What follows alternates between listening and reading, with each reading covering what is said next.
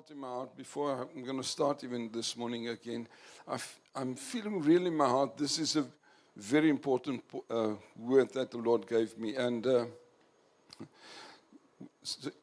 we're supposed to say every Sunday is a very important word, you understand, because it's true. But what God's dealing with us, with me and with us, is so important because that's the foundation of our faith. If we miss this, we miss a lot. And I'm going to, let me start by saying that, remember, I believe that God is sovereign. There's nobody like God. And if we want to read that, let's go quickly to Ephesians 1. He's talking about Jesus, but I truly, and sometimes when you hear the word I'm sharing, it seems to me I'm saying, listen, God is not in control. That's not what I'm saying. What I am saying is, God, there's nobody like God. He's the only God that exists. The others are dead. They're not gods in my eyes, in my heart. They're not gods. There's only one God. And I want to really emphasize that. Perhaps it will sound that I'm believing in other gods. It's not true. There's only one living God.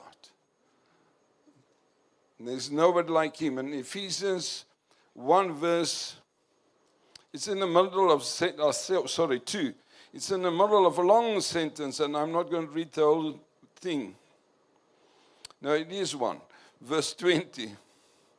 Ephesians 1:20, which he worked in Christ when he raised him from the dead and seated him at the right hand in the heavenly places. And now very important, far above all principalities and powers and might and dominion and every name that's named, not only in this age, but also in the which is to come. I believe that. My brothers and sisters, I believe he's the name above all names. That's why I said we cannot actually mention the name of Satan in the same sentence as God, because he's nothing comparing to God. We sang it I think we sang it this morning. He's like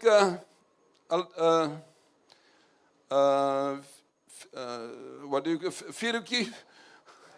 A match. He's like a match concerning God. God is the Son, and he's like a match towards God. He's nothing. And I want to emphasize that. When I share what I'm sharing, I'm not saying Satan's something. He's nothing. But Satan's got a kingdom. And he's ruling this earth. This is not what I'm saying. This is what we read last week. And I want us to go there. Let's quickly go to Luke 4. And I just want to, because there's a few here that wasn't here last week. I'm going to read 2 scriptures just to emphasize, to show you that that's not what I'm saying. This is what the Bible is saying. The first one we're going to have a look at is what Satan said himself. And I know Satan's most of the time lying, but this time he did not lie. When he spoke to Jesus, this was when he tempted Jesus in the wilderness, and we had chapter 4, Luke 4, verse 5. Luke 4, verse 5. Then the devil, remember this is the wilderness, then the devil took him up on a high mountain, show him, and this is important, show him all the kingdoms of the world in a moment of time. And the devil said to him, all this authority, and this is, I'm not going to talk a lot about authority. It's amazing Satan saying all authority.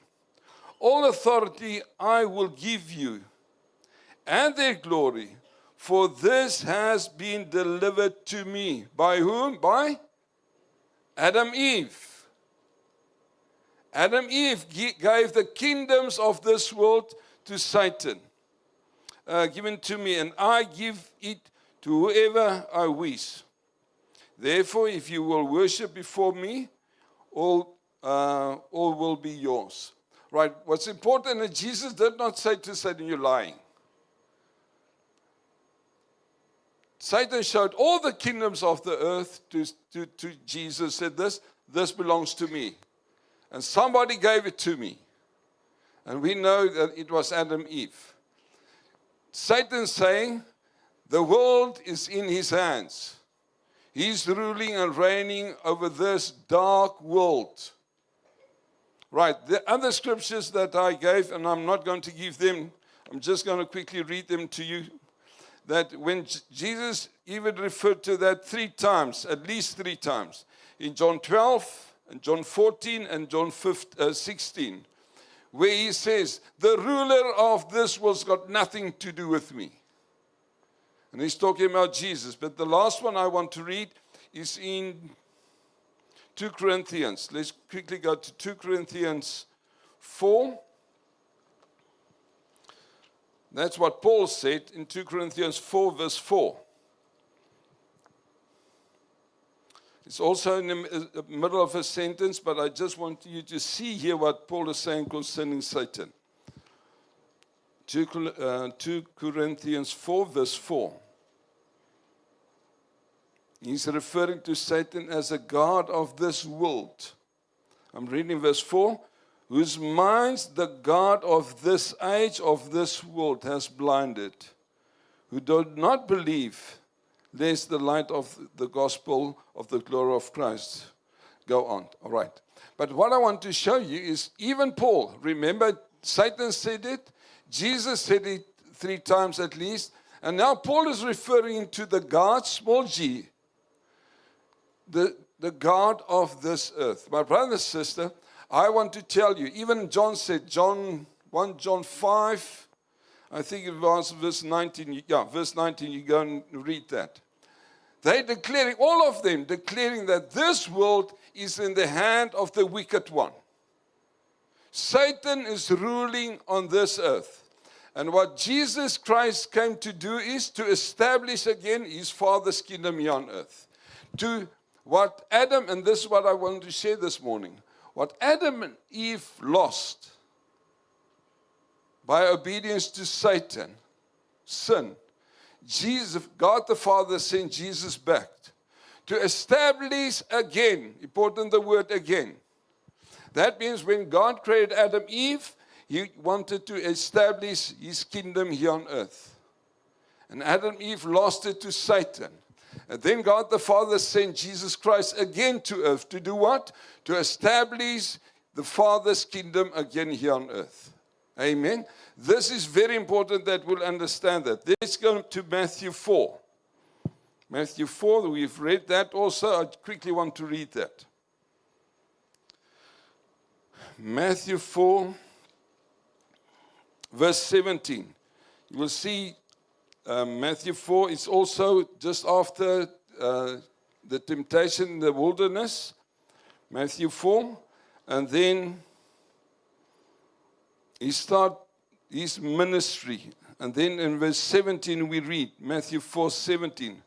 For that time Jesus began to preach and say, repent, for the kingdom of heaven is at hand.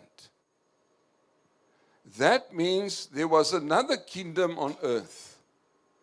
And what he's saying, I'm bringing now a new kingdom again to this earth. Amen? That was his purpose. How did he do it? Verse 23. He preached let's read verse 23. And Jesus went about all Galilee, teaching in the synagogues, preaching what? The gospel of the kingdom. He preached the gospel of the kingdom and healing all kinds of sickness and all kinds of diseases among people. What Jesus did? I'm not finished, my wife.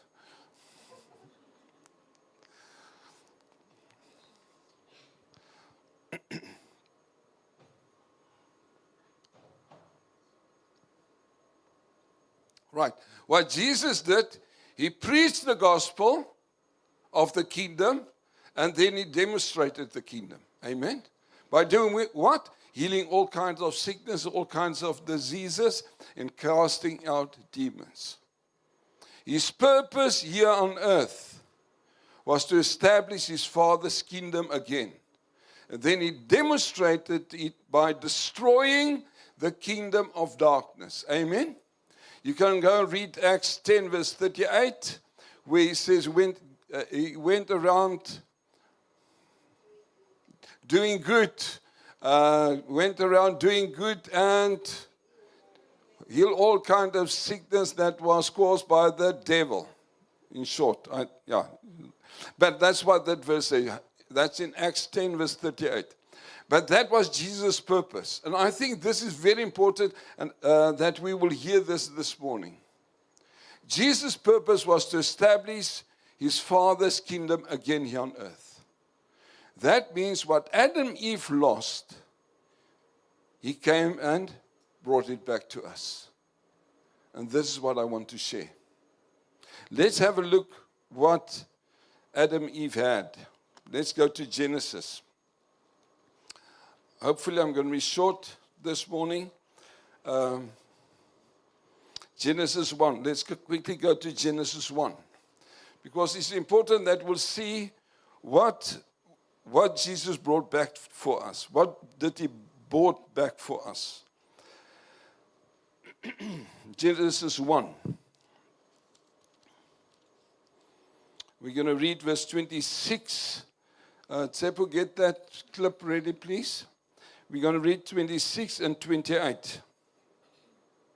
This is what God said when he created Adam and Eve. Verse 26. Genesis 1, 26. Then God said, let us make man in our image, according to our likeness, and let them have dominion over everything that I've created. Let's just stop there. When Pastor Peter interrupted the guy who was busy talking here, what he was saying is very important that we'll remember what God did when he created Adam and Eve in God's likeness and image. That's where the sentence stopped. I was listening carefully to hear what he's going to say, because this is what I want to say. Let's go back. Verse 26. Then God said, let us make man in our image. The word image refers to character. God created the human being, Adam, Eve, in the character of God. It includes intelligence, morality, consciousness, and creativity. When God created the human being and his image, he gave the human being, Adam, Eve, the same character as himself. Very important. The second word he uses there, and God said, let us make man in our image according to our likeness. The word likeness means function. That Adam, Eve had the same purpose, function as God. And that flows over to, let's go on. Let them have dominion. And I want to focus a lot on that word, Tsepu. Let them have dominion. I want to show you the Hebrew of the word dominion. This is important. If you don't miss this one, the primary Hebrew word for dominion in the context of Genesis 1, 26, 28 is radach. You pronounce it radach, meaning, listen carefully, to rule, to subdue, to tread down. It denotes active, authorized management and sovereignty over creation rather than mere exploitation. But in short, thank you, Tsep, you can switch off. In short, it means when God created Adam, Eve said, listen, this I give you authority to rule and reign upon. That was why God created them. The way you will bring my kingdom down on earth is that you will have dominion over this. Other words that I found was, let me just get them. To reign, to subdue. We're going to read subdue now again. To exercise authority. I want you to hear this, my brother and sister. If you're born again, Christ came to reestablish what Adam and Eve lost. And that was the likeness of God and the image of God. But thirdly, to have dominion, to dominate over the darkness here on earth. Amen. That's our purpose as born-again Christians. My brother and sister, please, I plead of you. God did not send Jesus Christ to earth just to forgive our sins so that we can go to heaven. He came to restore us into His image, into His likeness. That's why we are talking about we're supposed to be Christ-like. We're supposed to walk as He walked here on earth. How is it possible? When you look at Peter and you look at me, you will not say to him, Pastor Chris. You will not say to me, Pastor Peter. Although when people look at us, they're supposed to see Christ in our lives, in our function, in our character. Amen? That's what God came to restore. Jesus came to restore, that we will be in the image of God, Christ, and the image of, and the likeness of Christ. That's number one. Number two, that we will rule and reign with Him here on earth. And He qualified us with the Holy Spirit.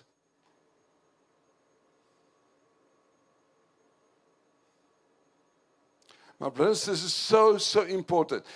Bring verse 28, Sepu. Let's read verse 28. Then God blessed them, and God said to them, be fruitful, multiply, fill the earth, and subdue it. That word subdue,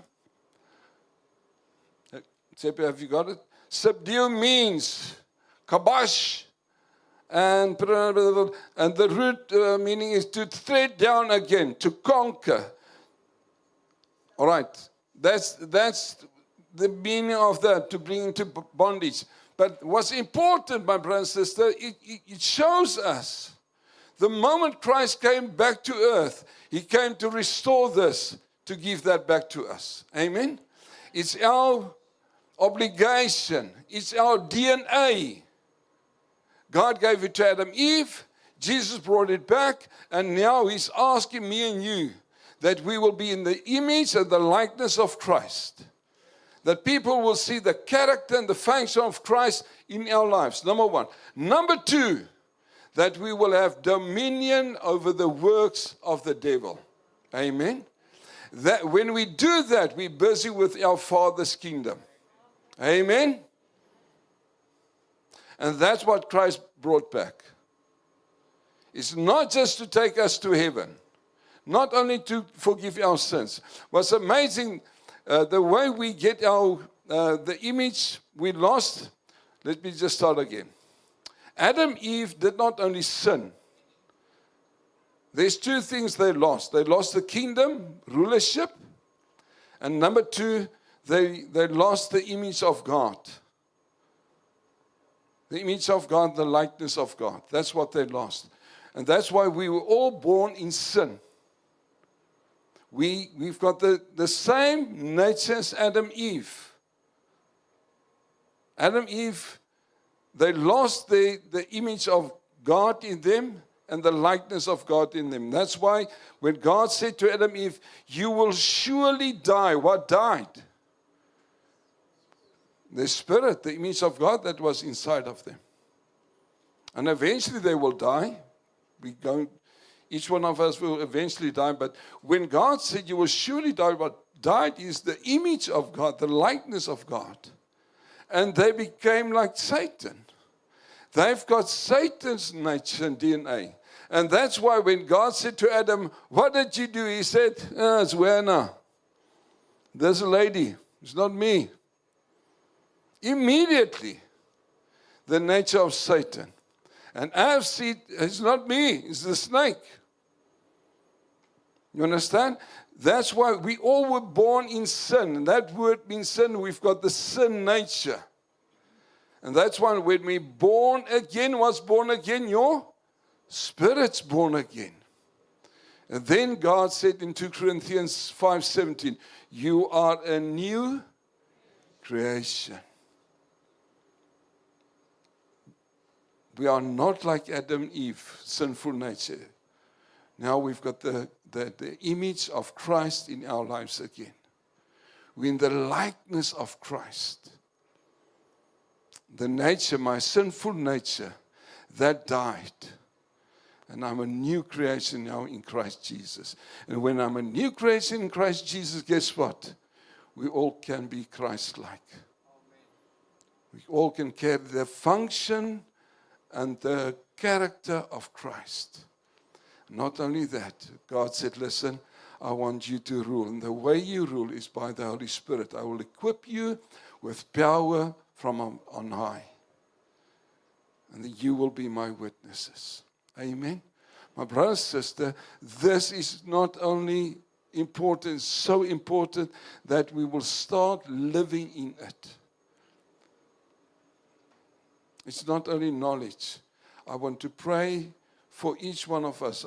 This is my desire. Lord, I want to be Christ-like again. That's why you came. You came to restore what Adam and Eve lost. And that we will be Christ-like. Not only that we will rule and reign over the works of the devil. Amen? That's our calling. God equipped us with the Holy Spirit and power to establish again His kingdom. And that's why Jesus said, first seek the kingdom. Our inheritance. Let's seek the kingdom so that we will be able to establish His kingdom here. Jesus said, I'm not saying anything out of myself. I'm only saying what I hear my Father's telling me. I'm only doing what my Father's doing. My brother and sister, that's supposed to be our daily prayer. Our daily prayer. Lord, I want to see what's in your kingdom. I want to hear you so that I will establish that here on earth. That's our calling, my brothers. Amen. Right. Let me just have a look if there's anything else. Right. And then I need to end with this. Let's go back to in the Bible, 1 John again, 1 John 5. 1 John 5.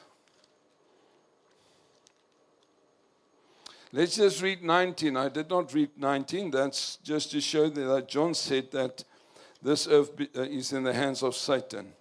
And Jesus said a lot of times, we are the light in the dark world. And He said we are on the earth, but not of the earth.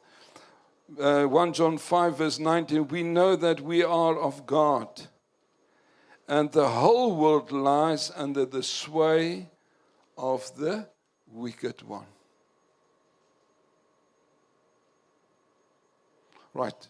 That's just to show you again that this world, that's why we're talking about it's a dark world. And that's why God's saying we are light and we are salt. I'm at 1 John 5 verse 4 and 5. 1 John 5 verse 4. Yeah, verse 4, it reads, for whatever is born of God overcomes the world. And this is the victory that has overcome the world, our faith. When I look at this, it doesn't seem to be good. But Lord, I'm trusting you. You said is to focus on the unseen, our faith. Verse 5. Who is he who overcomes the world?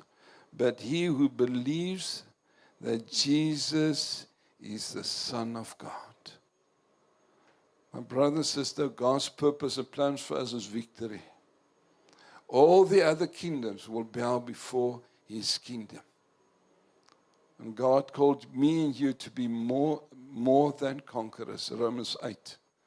God called us to be more than conquerors. And then the last one is in chapter 4. 1 John 4, verse, I think it's 4. 1 John 4, verse 4, it reads as follows. You are of God, little children. Amazing word, little children. And have overcome them, because he who is in you is greater than he who is in the world. We are victorious. And that's why I want to encourage you. Don't lust after this world. He's in the losing team. Amen. We are victorious in Christ Jesus. And at the end, every other kingdom will bow before the kingdom of our Father. Amen. And we've got the privilege. We've got the amazing privilege to belong to this kingdom. He brought us out of the kingdom of darkness. To Colossians 1:13. He brought us out of the kingdom of darkness into the kingdom of His Son. Hallelujah. And we belong to that kingdom. What I'm asking you, what I'm pleading out to you this morning, let's know that God restored His kingdom through Christ Jesus. And Jesus gave it to us. And said, you go now, you be light, you be salt. That we will carry His likeness and His image, but that we will dominate, that will have dominion, rulership over the kingdom of darkness. Amen. We're not, let's go, perhaps I want to read, I'll close with this verse. Hebrews 2. Hebrews 2.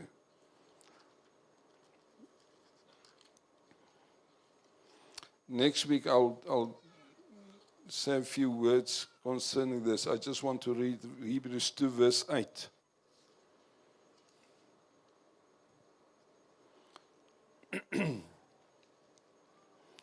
Hebrews 2 verse 8, it reads as follows. You have put all things in subjection under their feet.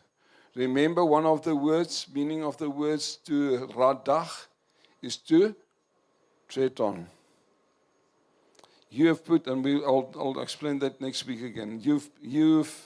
Verse 8, you have put all things in subjection under His feet. For, and this is important, for in that He put all in subjection under Him, He left nothing that is not put under Him. But now we do not yet see all things put under Him. But God said there's everything supposed to be under our feet. And we can say this morning, we don't see everything under our feet, but we know this is God's will. God's heart's desire that we will be rulers with Him here on earth. That everything will be under our feet. Amen. Let's just close in prayer. Thank you, Heavenly Father, for sending Jesus Christ. Jesus, thank you that you came. And you came with one purpose, to establish your Father's kingdom here on earth again. And we thank you for what you did. Thank you for what you did, Jesus. We thank you. And thank you that you brought us out of this kingdom of darkness. You brought us into your kingdom of life and love. And this morning again, we want to thank you, Jesus, for what you did for me. Your saving grace that I've received. And each one of us, thank you for that. But you did not only save us, you restore our image. Your image in us and into your likeness. More than that, Father, Jesus came and he gave us dominion again over all the works of the devil. And Father, I want to pray for each one of us that's here, that heard this word this morning, that we will not only hear it, but that we will live it out. That we will believe your word. That we believe our purpose here on earth is to establish our Father's kingdom through our lives. That we will be light and salt everywhere we go. Father, and thank you that you equipped us with your Holy Spirit so that we can do it, live it out. And I want to pray for each one of us here, Father, that this word will not only, that we will not only hear it, but it will transform us into the likeness of Christ. That we will walk as he walked here on earth, led by the Holy Spirit, empowered by the Holy Spirit, to destroy the works of the devil. Father, I pray this for each one of us that's here. I pray for each one of us that's here, Father. And this coming week, we will believe your word, and that we will be Christ-like, that we will be salt and light. When people see us and hear us, they will glorify you. That's our prayer this morning, Father. In Jesus' name, amen.